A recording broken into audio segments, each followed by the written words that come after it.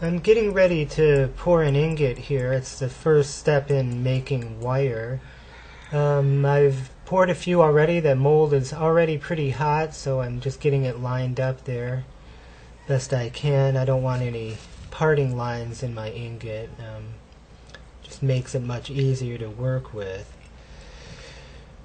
It's best to weigh out how much metal you need. You don't want to try to overfill it. It'll flow in better if you have a little bit under what you need. I've taken my ingot mold and I've injected wax into it with my wax injector. You can use those wax rods as screws. It works great. But then I weighed the wax and multiplied by the specific gravity, and then I know how much metal to pour in. I think I needed 14 grams to fill this slot here. You can see I'm melting some Agentium Sterling Silver. I'm using my mini torch that has a melting tip attached to it. Can melt a pretty good amount of metal. I do have another torch on it too. I've got a small self-contained propane torch. You can see the flame coming out of the left corner there. I'm using that to assist the melt because the mini torch alone has a tough time melting it all. The crucible absorbs so much heat.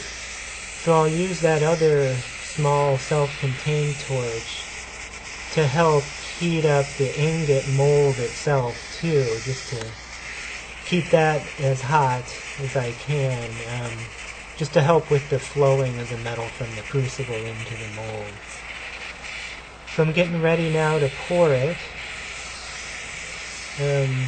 What I like to do, I like to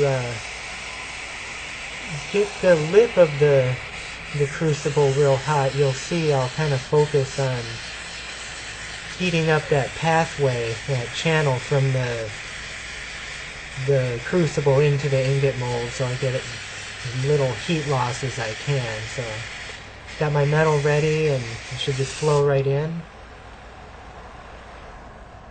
And I've got a pretty good pour there. And it turns out to be a pretty good ingot, as you'll see. No air bubbles or any ripples in it.